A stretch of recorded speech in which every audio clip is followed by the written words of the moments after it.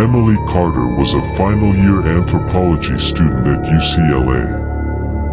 Ambitious and a little stubborn, she chose to write her thesis on occult practices and surviving pagan rituals in rural America.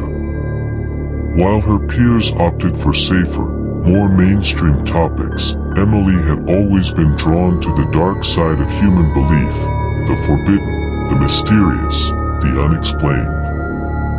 Her research led her to a small, off-the-grid community in the mountains of West Virginia called Black Hollow. The town had no cell service, no internet, and barely any outsiders.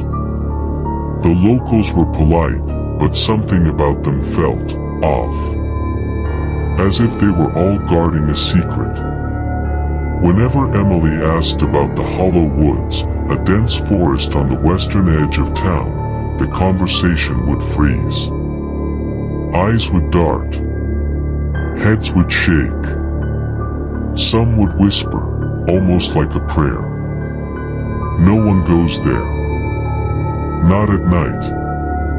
Especially not on a new moon. Emily recorded everything in her notebook, nodding along. But she had no intention of obeying.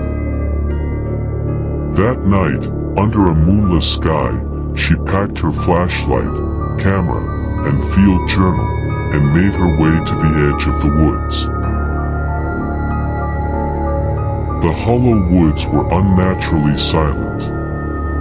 As soon as Emily crossed the rotting wooden fence that marked the boundary, the temperature dropped. The air turned still. No wind. No chirping insects. Even the trees seemed to lean inward, as if trying to close the path behind her. She followed a faint sound, something like a distant bell, chiming in slow, rhythmic beats. Deeper and deeper she went, until a flickering orange light appeared through the trees. She crouched behind a moss-covered log.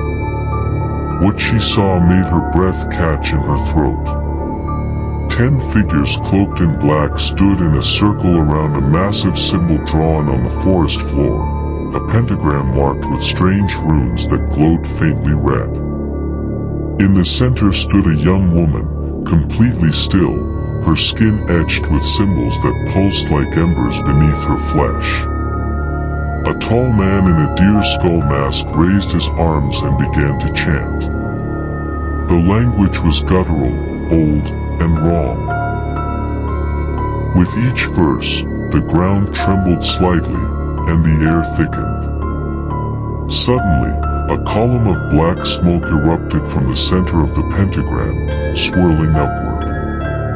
The smoke coalesced into a towering figure, 7 feet tall, horned, skin-charred and cracked like molten stone. Its eyes burned a deep, hellish red.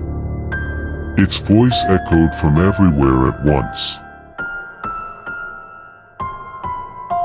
"I saw beyond the veil," she whispered. She returned to university. Quiet. Distant. Her thesis was completed within weeks, and it was flawless. But people around her started to vanish. First her thesis advisor. Then 2 classmates. Police found no evidence, no signs of struggle, just personal belongings left behind, and in one case, a journal page covered in crude, frantic writing. She's not Emily anymore. She brought something back with her. Something old. On Emily's laptop, a new folder appeared after each disappearance. No title, just a strange symbol. Inside, an audio file. 6 minutes long. Whispered chanting in an unrecognizable language, and at the end, a voice. The pact is sealed. By the time graduation came, Emily stood on the podium, top of her class. When she smiled, a few swore they saw something shift in her pupils, like fire swirling behind her eyes, shaped like a star. Back in Black Hollow, the townspeople never spoke of her again. They simply referred to her as the girl who opened the gate.